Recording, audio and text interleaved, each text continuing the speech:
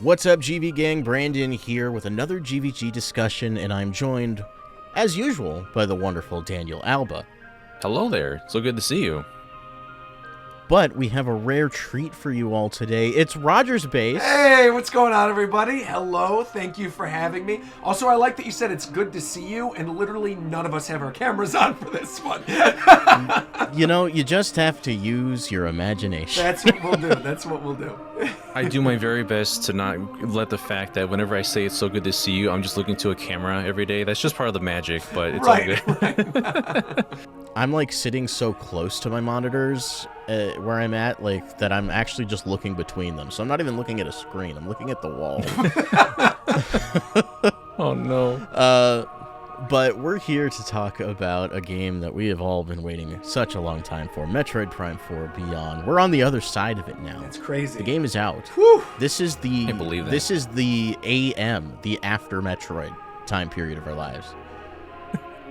I've waited so long for this title. From the moment that Metroid Prime 3 ended to the moment that Metroid Prime 4 was announced, re-announced, 8 years since Right, then. exactly. Oh my goodness, it's been such a ride. I mean, it was crazy, too, thinking back to that first E3 where we got the logo announcement of Prime 4, right? And then finding out that they had restarted development, that, like, you know, the Bandai Namco Singapore, which is now actually part of Nintendo Studios, that recently got fully acquisitioned, you know, moved development, and then now Retro started to work on it. We had Prime Remastered in the interim as well. So it really has been a very long time. The road to get to Beyond, it was beyond anything that I expected, actually. I think when this game first got announced, I thought this was going to be the name is simple, super but fitting. Yeah, absolutely. So everyone here kind of knows, like, Daniel and I's experience with Metroid and Metroid Prime specifically. Yeah. But Roger, what have you? I assume you've played the three of them. Yes. But, like, what's your experience? Yes, I've played all of them. So actually, my first experience with Metroid Prime was because Nintendo Power, I don't know if some of you remember this, definitely some of your viewers remember this. Nintendo Power did a thing the holiday that Metroid Prime was coming out, where if you re-upped your subscription for a year, they would mail Metroid Prime to you basically a week before it was actually out.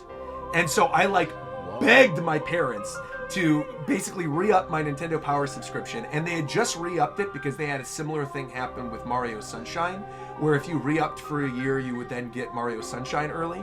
And so we ended up doing that. I got my subscription, and I was actually playing Metroid Prime a full week before it had even hit store shelves. There was some issue with shipping or something, and it came super duper early, and I just completely binged it and no-lifed it. I had only known Samus at that point as a Smash Brothers character, because I was too young when Super Metroid came out. I was an N64 generation kid, so for me, N64 was my first system. Obviously, there wasn't a Metroid on there. And Fusion looked interesting to me, but I was much more interested in playing a 3D Metroid game than a 2D one at the time, which I think is ironic given I think where this discussion is going to go. But I think it was crazy, because then I got to play through Prime 1. I absolutely adored it. It was it still is one of my favorite games of all time. And then I remember vividly the hype cycle for Prime 2, and with Echoes first getting announced and having the idea of the light world and the dark world, and it all seemed really interesting to me. And then that game came out, and I enjoyed it, but it certainly didn't hit the heights that the original Prime did for me. But when the Wii got announced, and back even when it wasn't even the Wii, it was called the Revolution, they had that teaser trailer, I believe it was at Tokyo Game Show, where Iwata was on stage, and they showed the Revolution controller, and they showed that little clip of people jumping behind their couch and aiming and shooting, and thinking, oh my gosh, we're going to get a Metroid Prime game like this. This is going to be incredible. And then Corruption coming out, and I don't know what your general thoughts on this are, and I would love to have this discussion. I remember at the time being kind of a little underwhelmed by Corruption. I thought there were cool environments in Corruption. I think there were cool story beats. But I think overall Corruption to me didn't really live up to the pedigree that I had expected from 1 and 2. And honestly, it was a thing where it just kind of felt like diminishing returns for me. That every Prime game, none of them were bad, right? But none of them lived up to the hype that Metroid Prime had. Then, meanwhile... Well, go ahead. It's interesting that you bring that up, because the weeks leading up to Metroid Prime 4, I played Metroid Prime 2 for the first time ever. Oh, wow. Okay. And and I replayed Metroid Prime 3 for the first time since it came out. And I think I largely agree with you. I think the series was experiencing some diminishing returns going from 2 to 3. Playing Metroid Prime 3 as an adult was legitimately a difficult experience for me. Yeah. and to go alongside that, right, as we were going basically down these diminishing returns with the Prime series, I feel like my love for the 2D franchise like really skyrocketed, because at that point, right, like again, Prime was my first Metroid game. I then loved Prime so much that I begged my parents for Metroid Fusion for that Christmas, played it and absolutely loved it. Fusion, I think to this day, is still one of the best 2D Prime games. I mean 2D Metroid games. I love that game. Then when I was in college, I experienced Super Metroid for the first time on the Wii Virtual Console, and that was like a life-changing experience. It ended up becoming like one of my favorite games ever. Then, obviously, we waited for so long for Dread, but in the interim, we got Samus Returns, which I also really loved because I had never played the original Metroid 2. And so my eyes were like completely open to it. I thought it really expanded upon it. I loved the counter mechanic. All that was great. And then when Dread came out, Dread, I feel like lived up really to the high pedigree that I had in my mind of like Fusion and Super Metroid. So for me, it's like the 2D games have only gotten stronger or have been of like equal quality. Whereas again, I feel like for me personally, the Prime games kind of were hitting a point of diminishing returns, which then leads us to where we are with Prime 4. And I feel like Prime 4, I have issues with, and I'm sure we're going to talk about it over the course of this discussion. But I feel like I can at least safely say that I like Prime 4 more than Prime 3. That's kind of where I am right now. Man, yeah. Yeah, oh, go ahead, Daniel. Well, first of all, I totally forgotten that Nintendo Power did that kind of promotion way back in the day. Like I think Nintendo, that's where I got my strategy guide, was from Nintendo Power. From renewing my subscription, I got the Metroid Prime strategy guide back in the day.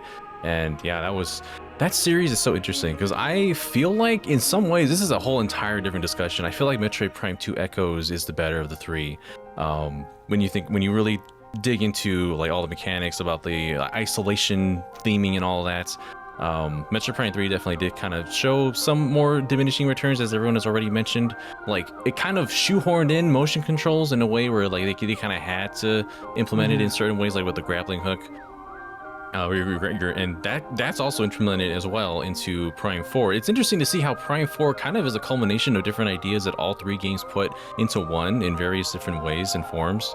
But yeah, that's definitely a topic to touch upon as we go through here. I don't want to pierce your heart, Daniel, but I think after it was all said and done, 2 was my least favorite of the 4. But like you said, that's a whole different discussion. Oh, yeah. You can kill me for that later. When it comes to Metroid Prime 4, I think overall, before we get into the nitty-gritty, I think I largely agree with Roger. I think it's better than 3. I personally would put it right under 1. I think it's the closest I've felt to Prime 1 since Prime 1. And I have the benefit of having that like recent experience with 2 and 3. I've had a lot of Prime in my last like month or 2. I think Prime 4 does a lot of stuff better than 3. I think 3 kind of forgets that it's a Metroidvania altogether. Yes, I totally agree. Yes. As you play through that game, like there'll just be energy tanks directly in your path. There'll be missile expansions directly in your path. You're funneled right down to your power-ups usually. The mystique and the illusion of choice and like the search part of the search action is basically missing from that game, but I think that 4 strikes a much better balance, even if I don't think it's perfect, especially compared to Prime 1. Yeah. But Daniel, I'm curious about your overall thoughts about that. Metroid Prime 4 really does a good job at kind of like contextually making everything feel like one singular world connected to the desert that has its own like I'm sure that has its own stigma for some people, having that massive desert to explore in the middle of everything. But I like how it just connects the world in that sort of way, and it does kind of also highlight some of the flaws in the game as well. As something I've had with Metroid Prime 1 is just exploring back and forth long stretches of land, not really any quick way to get from one point to another. I know that's partly the point of a Metroidvania. The Metroid Prime 1 did the best job at pretty much turning Super Metroid into a 3D a translation of that, which I feel like it executed better than any of the other games in the series. But then it kind of started to do its own thing. I feel like we kind of touched back on that a bit more here with Prime 4. In general, I do enjoy Prime 4 like more than most of the others in the series, I believe. It's also interesting you brought up the interconnectivity thing and feeling like the world was connected, because that's probably my biggest gripe with Prime 4, having recently replayed Prime 1 again, is that just like you brought up, right, Prime 1 does a really good job of making the world feel like lived in, right? There's shortcuts to every other area of Prime 1, pretty much in every environment, right? From the Chozo Ruins to Magmore Caverns to Phendrana Drifts, like, there's, other than the one area where you first land in, there's not really like a hub in the same way that we have with the desert in this one. And like, I'll be honest, I think by the time that I had finished Prime 4, I felt like I came to appreciate Soul Valley a little bit more. Like, I actually did find kind of like zen moments of just driving through the desert at a high speed, you know, taking down enemies that are flying at me, running into the crystals, and then like finding the little shrines. But I feel like, and this is kind of a theme with the entirety of how I feel about Prime 4, I feel like it was just a little underbaked. That I feel like if there was just a little more to do in the valley, other than like, what, the 6 or 7 shrines that are in there, right? Like, if we had, even if they were smaller little environments to discover, right? Even if not every one of them had like something big, if there was something as simple as like a missile expansion in them, or something as simple as like, you know, a shot expansion, and they just scattered a bunch of those little shrines around the desert, I think I and a lot of other people would have like gone more out of my way to explore. Whereas I feel like this time around, the only way to get to each of the environments, right, you have to either motorcycle your way up, and then you have that kind of unskippable moment where your motorcycle is revving, and then it goes into the cutscene, and then it's loading through the cutscene. And I feel like the original Prime, with the elevators and with the way things are interconnected, does a better job of masking that everything is separate.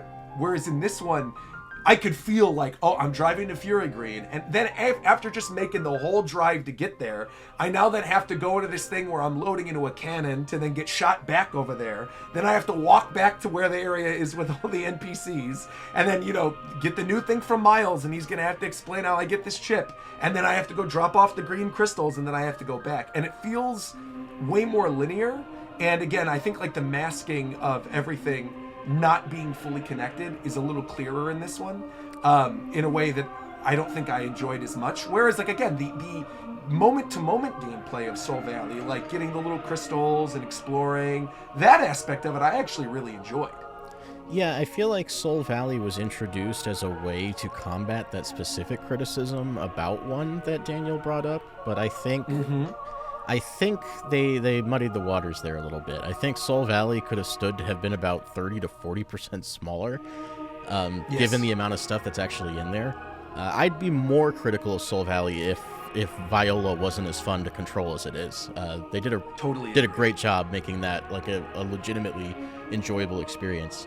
But I kind of agree with Daniel on the other point, though, that like and my friend Logan brought this up as well, like, Metroid Prime 4 doesn't have a web, so to speak. The map isn't a web. It's more of a circle with a couple, you know, endpoints in a few places.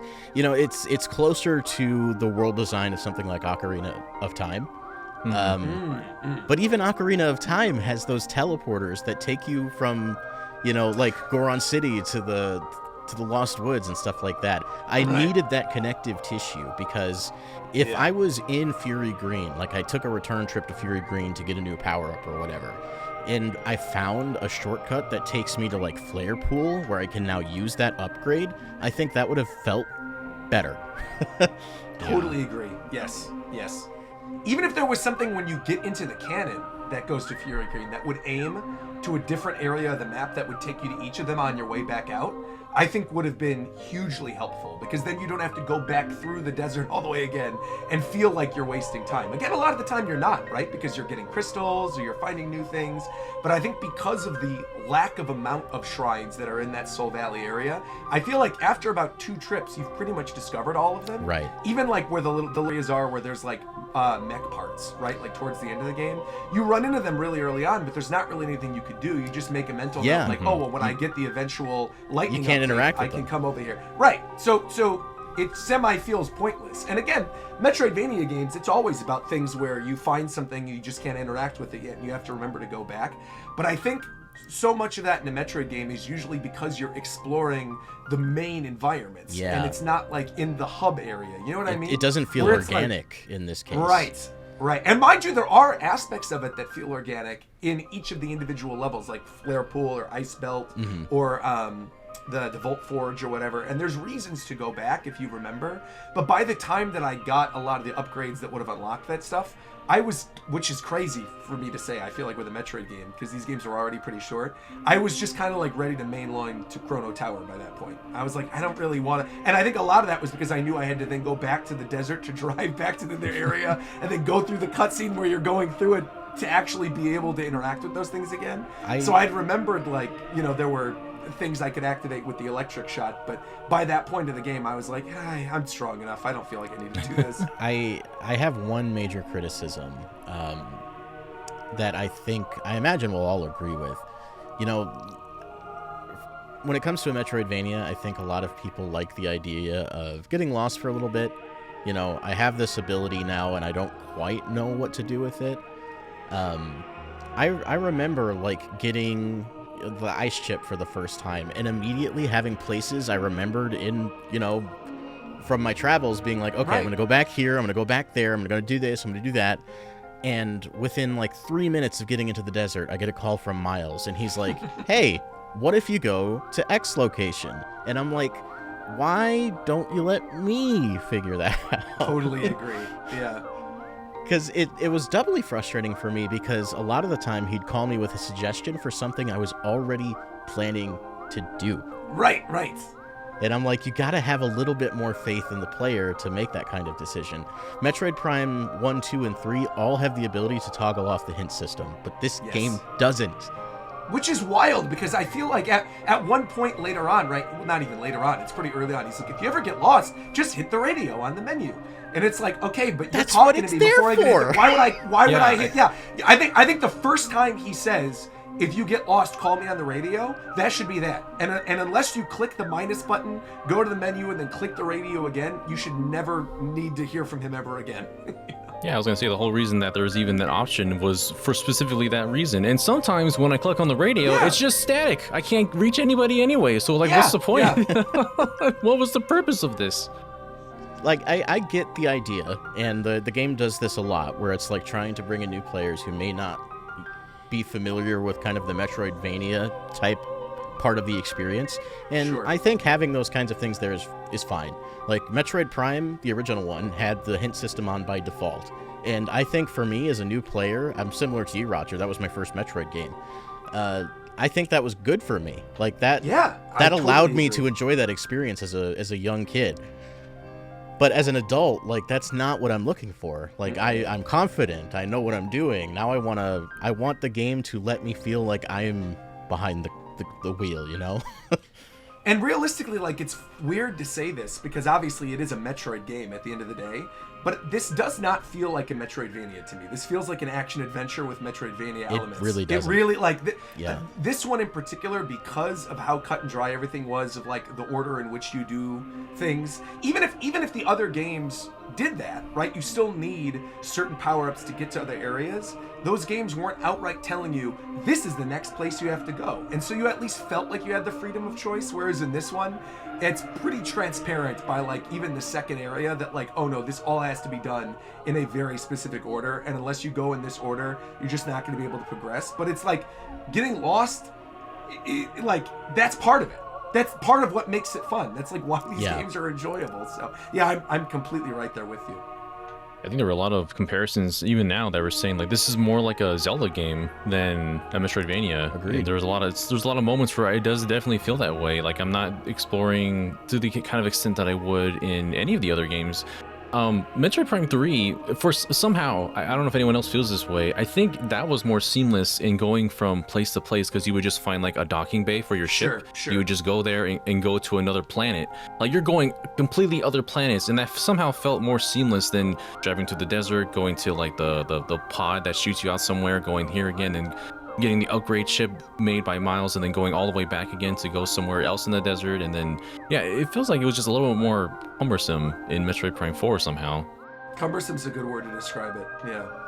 It does take Prime 3 a long time to kind of like take the training wheels off, I will say. I think Prime 4 does that a little bit sooner.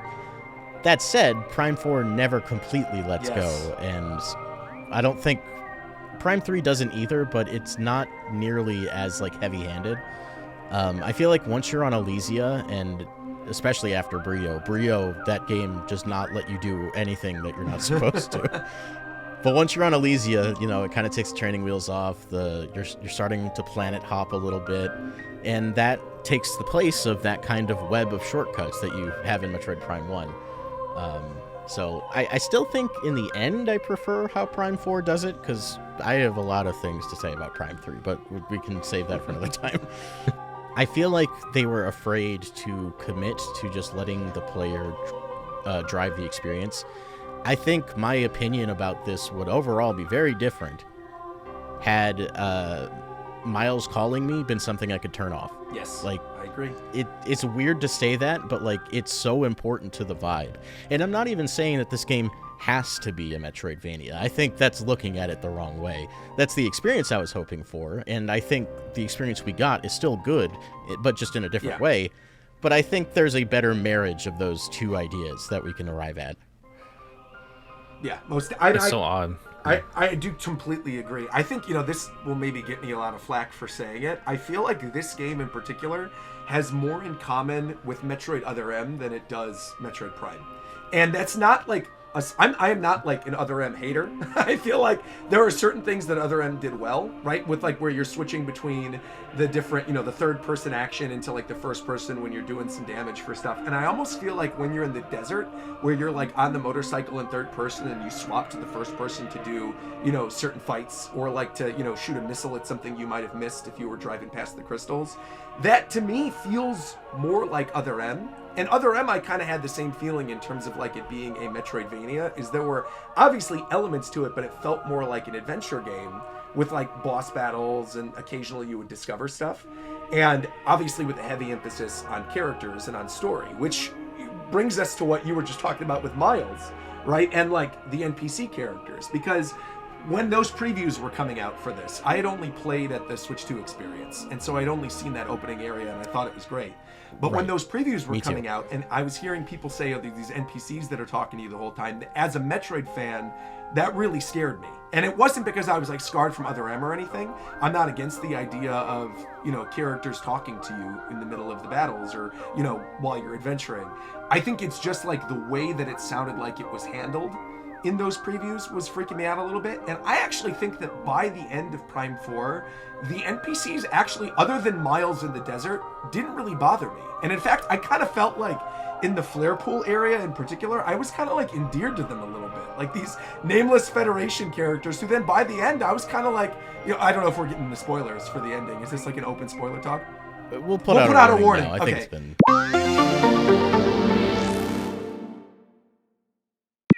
I feel like when you get to that moment towards the ending with all of them, right, and you're fighting Psylex together with them, I felt like I felt something. I'm like, oh, there's Armstrong. Look at her go. You know, she's been trying her best this whole time. You know, she's a fangirl for Samus, and now she's actually putting in the work. Or like the robot character, I forget its name, that like punched through the walls. You? Yeah, that then like regularly leveled up into like the giant mech that then was fighting alongside you in the final fight. Like, I liked seeing their character progression. And so for me, I feel like once I fully bought into the idea that like, oh no, these guys are here to stay, and like I'm not just completely isolated on this planet, I actually did find myself like endeared to them a little bit, which is definitely not how I expected to feel after those first previews came out.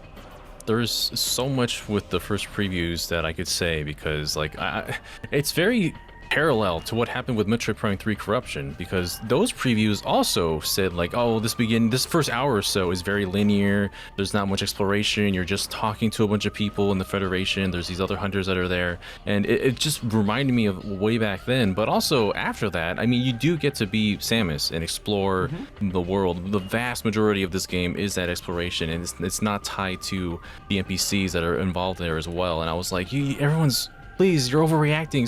It's not going to be that big of a deal. I can tell you right now, it's not going to be that big of a deal. And I talked about that a little bit too. And at the end of the day, it ended up being mostly a game where Samus is exploring and everything. And I do enjoy those characters. Miles is a very like naturally spoken character.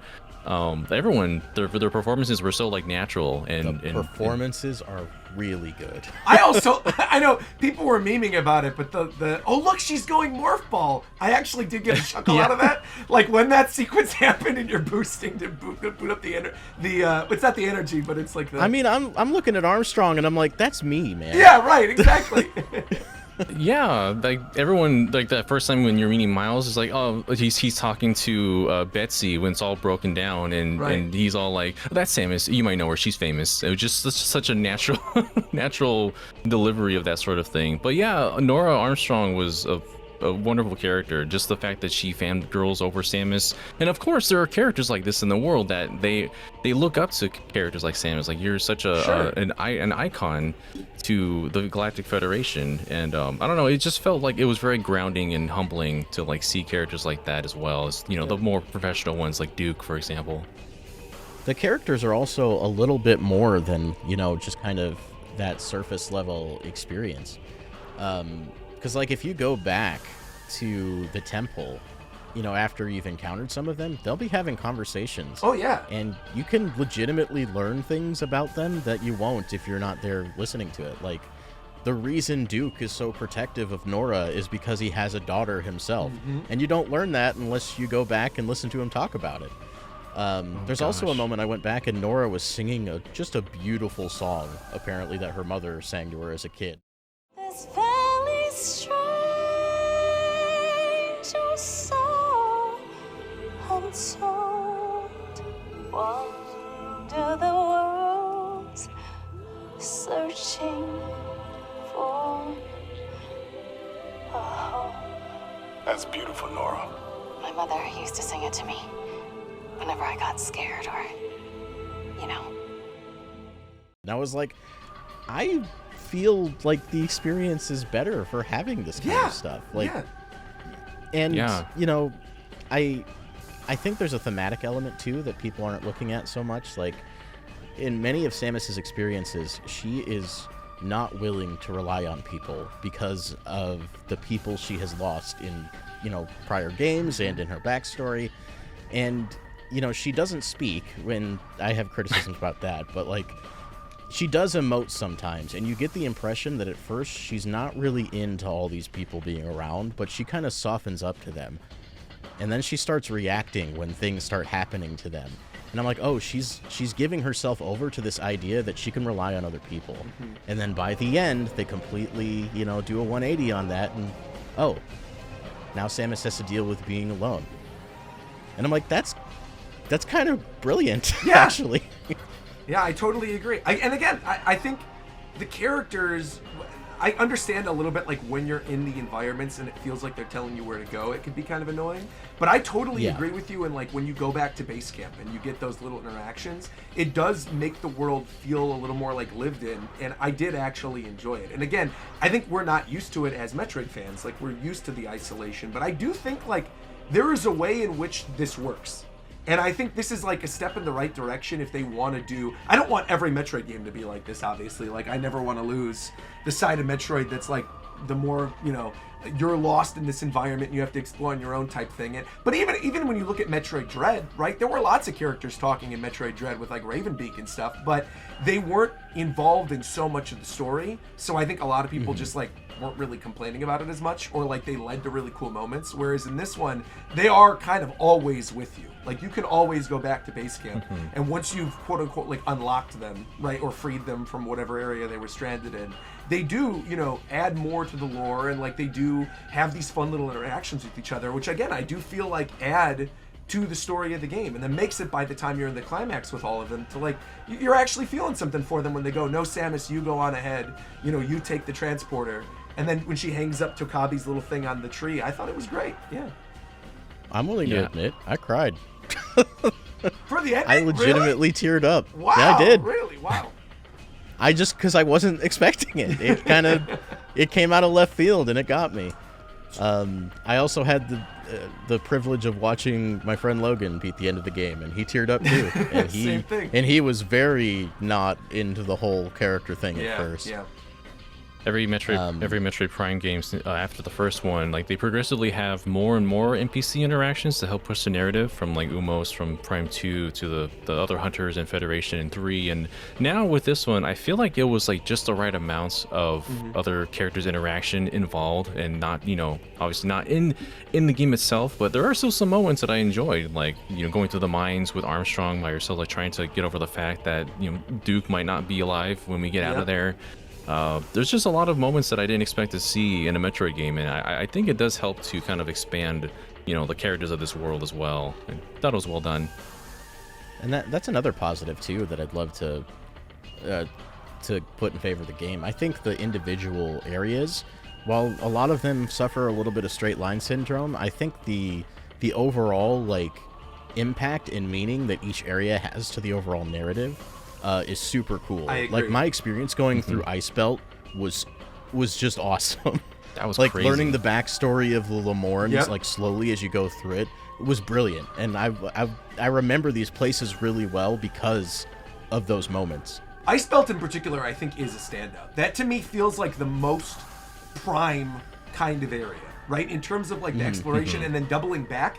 I was reminded a lot of the area with like the space pirates and Fenadrana Drifts in the original game, where like you turn the power back on in the facility and then you're fighting all of them. Oh, yeah. It's very reminiscent of that, but it didn't feel like it was like a callback or like, like a lesser than kind of version of it. It was good. It definitely felt like it was its own unique thing in its own right. Yeah, the Ice Belt I thought was like probably the standout area. I've seen some complaints about Flare Pool because when you go back, obviously a lot of stuff is destroyed.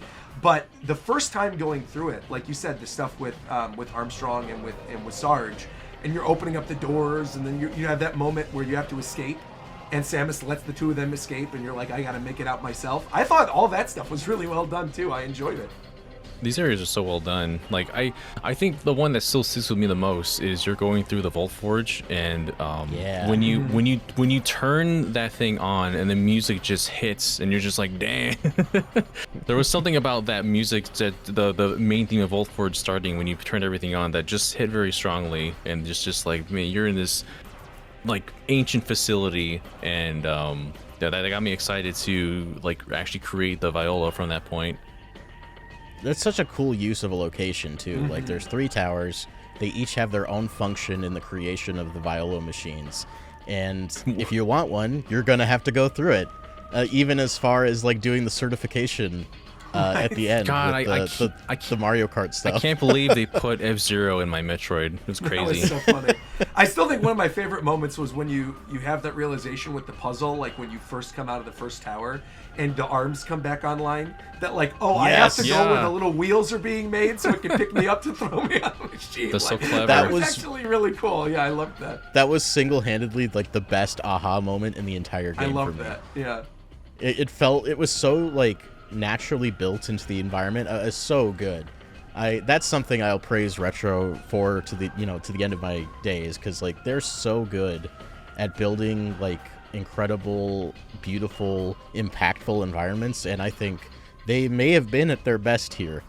That's the kind of funny thing, right? I feel like all the people that have been talking about the fact that like there are low lows in this one, but there's also really, really high highs, have kind of nailed it. Because I feel like when you get to those moments that really stand out, you're like, oh yeah, this is Prime at its best. But I think when you get to the parts where you're like, it's kind of a slog, you have Miles like in your ear, again, that takes away everything that makes a Prime game feel like a Prime game. So it is weird to say, because I think all 3 of us, it seems from this conversation so far, we all definitely enjoyed it. Like we all are overall pretty positive, right? But it's just bizarre because I feel like, again, you would hear this and immediately think, you know, all the stuff that we're saying about Miles or about the things that feel like a slog, or even like something else we haven't even discussed yet, which we will in a little bit, which is Psylex. I feel like people would assume that like, oh no, this means we're really down on it. And I don't think that's the case at all. I think this is a situation where like, this is a sub-franchise that has a very high pedigree, so that when you are highlighting things that didn't work within it, it seems like we're like more critical or dislike it more than we actually do. Because at the end of the day, it's still a Metroid game. So even with the faults, it's like an incredibly solid action adventure, you know? Oh yeah. Yeah. I mean, we're critical because we love this it. game does have. We love it. The game has such bright spots that we Yeah. want to see it be as bright as possible. Yeah. Like I wouldn't be critical if I didn't care. Yeah. Yeah. Right. Right. And before we get into Psylex, I'd love to talk about some of the abilities. I know, like, for some people, they're criticizing that there's not really any new ones per se.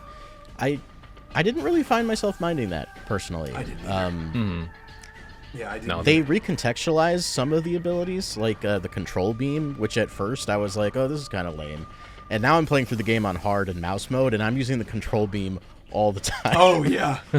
Because I'll die otherwise. And I'm like, oh, they wanted you to use this, and I just didn't realize that in my first playthrough. It just seems like such a basic thing, but the like the force power thing where you drag your controller to like make the little symbols with the psychic motes, I actually really enjoyed. There was something like tactile about it when you're going through and actually like directing the little psychic motes that I really liked. And it felt like a perfect thing to kind of add into the world of Metroid, right? Where like everything is about solving puzzles anyway. So yeah, I actually really liked all the psychic mote stuff.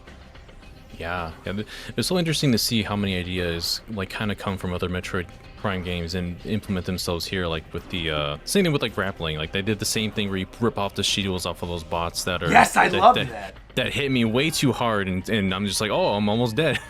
Most of the time, I'm fighting those bots. But the other one, and it's such a funny thing to bring back, was the ammunition system from Metroid Prime 2 with the light beam and dark beam. It's so funny that they brought that back, but I love how you can implement it in a way where you always have your normal power beam, but you also have like your elemental beam as well. I think that was a really cool way of doing it, because in Prime 3, you would just have the one progressive beam, and I was like, oh, I kind of wish I had the variety again, but Totally having agree. those, having those multiple elements, it really helped expand what you could do with the world, I think. It takes a lot of the stress out of the experience in Prime 2, since all three of those elements share one ammo pool. I thought that was a really smart call. Yeah.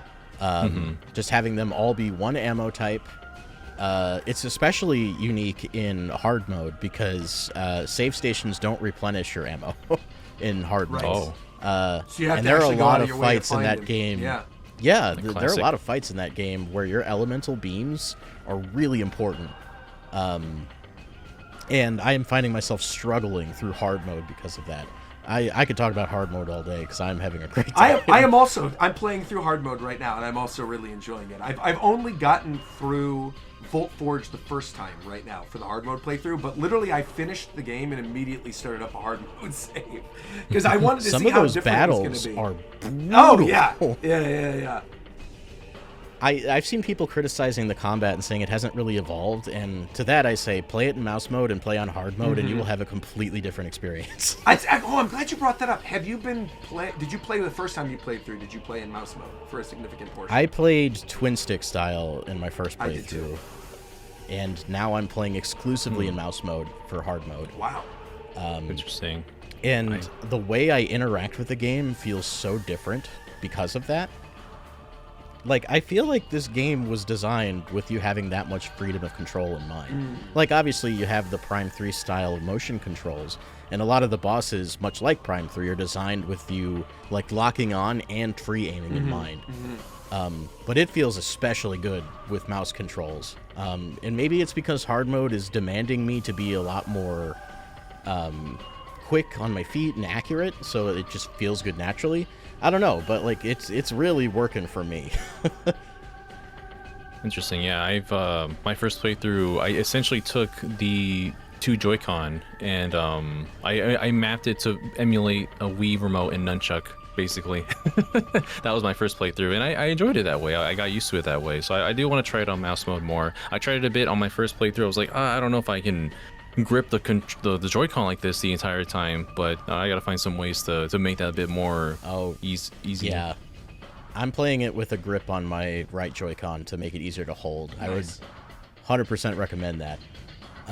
I put a clip on my Bluesky. I don't know if either of you have seen it, but there was a hard mode encounter that I died to like 3 times in a row.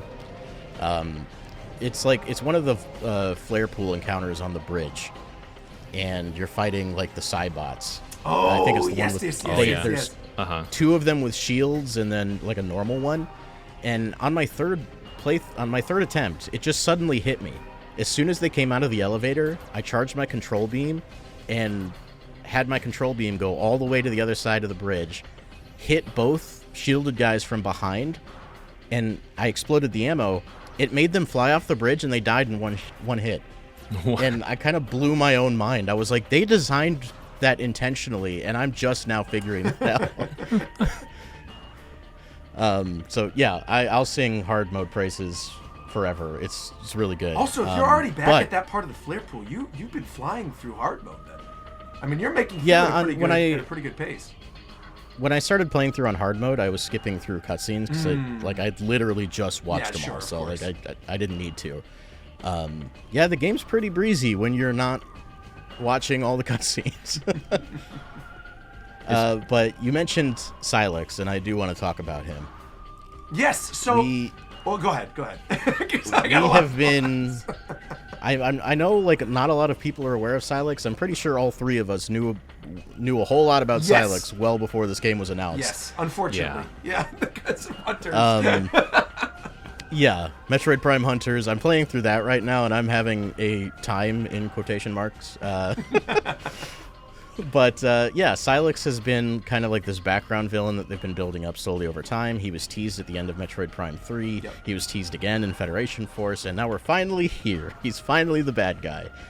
And I've seen people claiming that he's underbaked, and I think they might be missing the point there. But I'm curious what you guys think. I think the thing with Psylex, to me in particular, is that, and I don't think I would feel this way if not for 2 things that happen, which is when you fight him in the 2 encounters before the final boss, that it's just like a robot, right? That you just have, like, it's not actually him. It's like one of the robots take it over to be him. But the final encounter of Psylex, I loved, actually. I don't know how you guys feel about the final boss, but, like, I thought having it be in those 3 sequences where you have, you know, the first one where you're fighting with the entire team, the second one where you're dropped through the wormhole and you have to use the control beam. If you don't, you're just going to automatically get hit.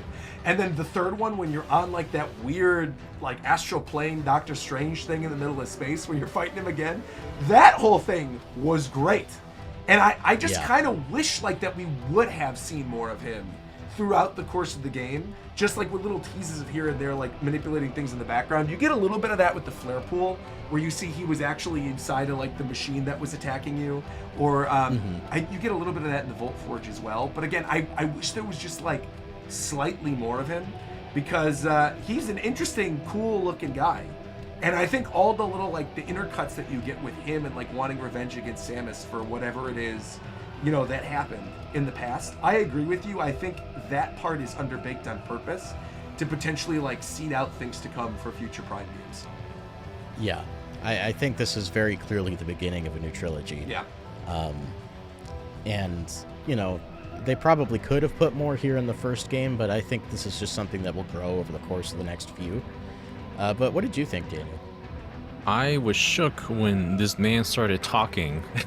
We're at the very end. What I a was like, voice! He has a voice. Yeah, right. Samus! When he's yelling at you, I felt that, man. Hey, this man he's filled with hatred. I can hear it now. That's yeah, it was such a weird thing to see everything go from what you see in Hunters to Federation Force, the tease in Metroid Prime 3.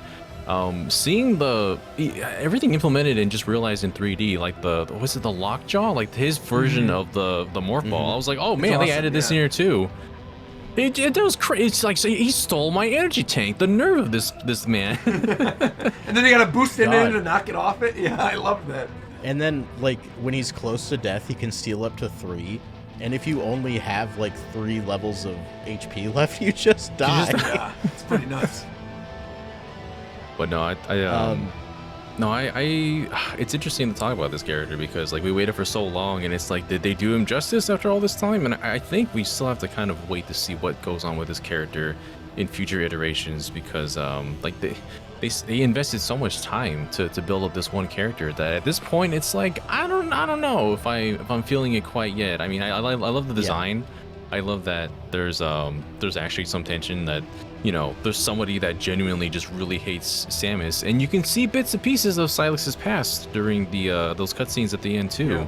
And kind of piece things together from there. And I'd say like overall too, like the way the antagonist of this game, I wouldn't even say is Psylex. It's the circumstances. Right. Like we've been teleported to this planet, and we need to figure out how to get home. That's the plot. Psylex is just being Psylex in the background. Like just causing I look mischief. at him almost like Team Rocket. Yeah, literally. That's a good way to put it. Yeah, I think my only concern, and this goes back to something that both of you have already said, right? That like this does feel like the beginning of a new trilogy. My worry, and this will only come with time, right? With like how well this did sales-wise, or like if they want to continue the Prime series or what. I feel like there is clear intention for a setup of future games.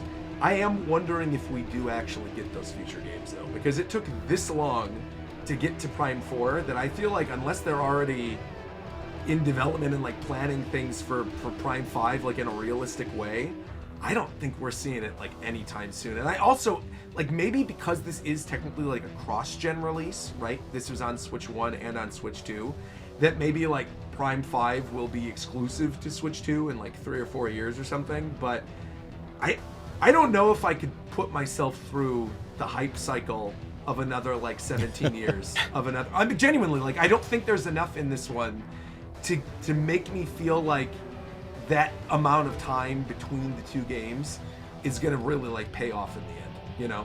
Sure. I imagine, you know, if this does play out as a trilogy, that they'll probably use 4's engine as a baseline. Yes. And just asset reuse for the next 2 games. And I'd be fine with that because the game is gorgeous. Oh, the game's especially really in 4K. pretty. Oh yeah. And it does feel like, again, with the way it was set up at the very ending, right, with the setting up of the memory tree and like being on this place by herself, that like literally the problem that I've seen, or quote unquote problem, right, we've already talked about it, but like the things where people are discussing they didn't like the other characters being with you, it appears to be this new planet, like there is nobody with you, right, that you are actually by yourself. You've got your psychic powers presumably carrying over because you've planted like the memory fruit or whatever. But other than that, like, it seems like this could maybe bring things back to the formula that people have been asking for. I believe that planet she appeared on was Tanamar. Oh, was it? I think when she teleported out, it took everything. Oh, interesting. I also have a theory that there might be time dilation happening. We don't know how much time has passed in our part of the universe since all that happened. But that's me theory crafting. No, but that's cool. I like that. Yeah. The Metroid timeline is gonna go crazy with this one. See, I would kind of love that though, because I think we've hit a point now where there's so many Prime games that are in between, right? Where you're like, wait a minute, all this happened before Super Metroid. Like what? Like all these characters have been there and she's experienced all this other stuff. And obviously, you know, Super Metroid goes directly into Fusion, which goes directly into Dread. So the setup is there, right, for like future games. But I am wondering, like, if they really do build up all this lore with like the psychic powers and the fruit, that like, could that potentially even come into play in like future 2D games? Because I think based on the general like critical reaction and also the sales success of Dread, like there's absolutely a world where I feel like Mercury Steam is working on the next mainline 2D Metroid, right? And if that's the case, are things taken from this that then get implemented into that? Like we end up on a world like what you're bringing up, right? Where like maybe it teases something that then feeds into the next Prime game, and maybe you get this alternating sort of like future and past backstory of what happened with these other planets through things that you're finding out in the other games. I don't know, I think it'd be really fun, especially knowing where Dread left off.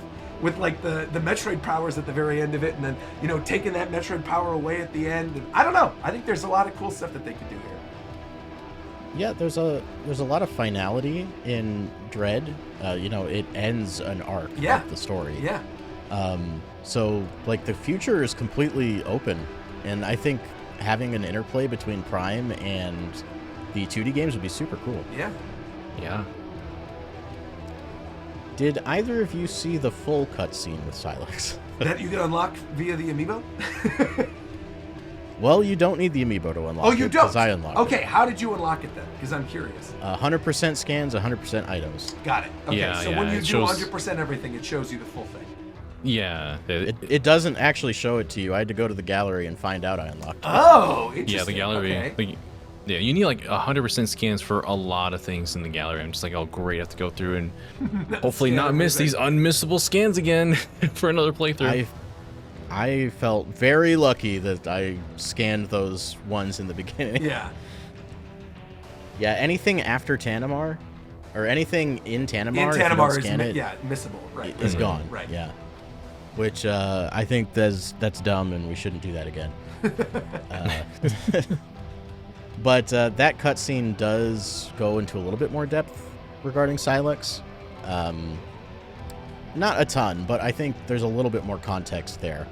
Also, the cutscene direction and the like visual fidelity is insane for a Nintendo game. I felt that in general. Like when I was seeing Yeah. actual realistic looking people that looked good, I was like stunned. I'm not used to that, Yeah. But Also- the art direction I think is awesome. Like the look of the futuristic buildings and stuff on the planet, and like even the theming yeah. of something like Volt Forge, I thought it really was beautiful. Even the Fury Green, which I mean, we joke about the fact that like we've seen these quote unquote prime jungles in so many different, not just Metroid games, but like even when I think it was Halo 4 when that game first got revealed in the first trailer, people were joking that it was like a prime jungle. I feel like Fury Green was beautiful as well too, and you open up the game there. So yeah, I thought the art direction Also, was on point. with a song that is so reminiscent to Prime 1. Absolutely. Yeah. Do we want to cover anything else before we wrap up here?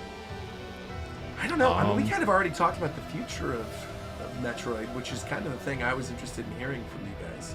That you do feel like that is going to be a thing that we are going to get more of these. I just, like I said, I'll say it like this. Yeah. I'd be shocked if this is the end. Yeah, I mean, don't think. it sets up an open story for sure. Yeah. Yeah. Yeah, there's so much that they can do with this world right now, and it's like it's open ended. Like we're not sure what we're gonna see from this in the future, but there's a lot of stuff in place now. Like this is a completely, like not completely, but there's a lot of people on this team that are just different now from that many years ago. So there's like different design philosophies, different workflows, and everything, different artists and designers. But I think like they still did a really good job in making this game. Both for the fans that have been stuck with Metroid Prime for so long, but also accessible to new people. There's a lot of things you can criticize about, tutorials and whatnot, and Miles always in your ear with certain things. But it's also just trying to keep in mind, like there's people that haven't played this game before. Like this is their what was our Metroid Prime on GameCube, this is their first one here for the Switch 2 or Switch 1. So yeah, and that Amiibo, I got the Samus on the bike Amiibo. I thought that was the one that turned on the radio in the desert, and it's not. It gives you the skins, and I'm just like, oh my god. Oh, that's funny. The one thing I did do, The skins are cool, though. the skins are very cool, but I remember when I saw the Amiibo screen, and then I saw it was like Metroid series stuff. I didn't get the Amiibos for this game because I didn't really feel like I needed them, and I already have a bunch of Amiibos, so I was like, I'm good. But I have the full Samus Returns set of Amiibos, and I have the Dread Amiibos. Like the Emmy and the Dread version of Samus, and then the Samus Returns version of Samus, and the Squishy Metroid. Plus, I have the Ridley Amiibo from Smash as well. And so I tested the Metroid things just to see if they unlock anything else, and I gotta say, I like laughed out loud when it's like, it will play a sound effect. And I'm like, oh, does this unlock something in the gallery, like with the sound? Or nope, it's literally just plays a sound effect. I'm like, I would almost rather it just says this doesn't do anything at all. Like than play just a sound. The Psylex Amiibo is kind of the same deal. Outside of getting the cutscene early, There's nothing. no, he just says a voice line That's when you scan what it. does he say? We don't know yet. I don't think the Amiibo's out. Oh, what the heck? Oh, The it's- Amiibo's the not out? Psylex Amiibo was out, yeah. Oh, okay. Well, I don't know what he says, but all I know is he says a voice line. That's so goofy. When you scan the Metroid Amiibo, Miles rings into your ear saying, "Did you know that you can Yeah, come back right. to base?" Hey, there might be some stuff at Ice Belt. You should go there. That's so funny. Oh my goodness. Yeah, I think the Amiibo functionality is a little goofy. I don't really know why they did that. I did get the Samus Bike Amiibo, and I did enjoy the skins, but it is also a little weird that you just can't get this stuff in game. Yeah. People are making a real big deal about the radio and the desert, and like I get it, but on the other hand, I'm like, I don't really want music in this place that's supposed to feel desolate. Yeah, the But music that's thing, just me. that also didn't bother me that much at all. Yeah. I was like, Yeah. I don't really need it. It's just funny to me that like of the main Nintendo series, I think Samus has the most after Mario and Zelda. For some reason, insane. Samus has more Amiibo than like the majority of Nintendo characters, even more than Kirby with like the Air Ride Amiibo and all that. The thing I will say about the Metroid Amiibos, and like the reason as to why I think we have so many of them, is I think Metroid as a franchise just kind of works in terms of cool looking designed figures, you know? Like having all the different versions of Samus's suit, having like the cute little squishy Metroid amiibos, even like with the Smash Brothers ones with Ridley and with Dark Samus. There's just something about the design of like Metroid characters that lends itself really well to action figures, I think. I mean, it's like Gunpla. Who doesn't love cool robots? Right, exactly. Yeah. And the I mean, Emmy that's- one is awesome with the hand and everything that's like reaching out at you. I think it was a scary looking little action figure.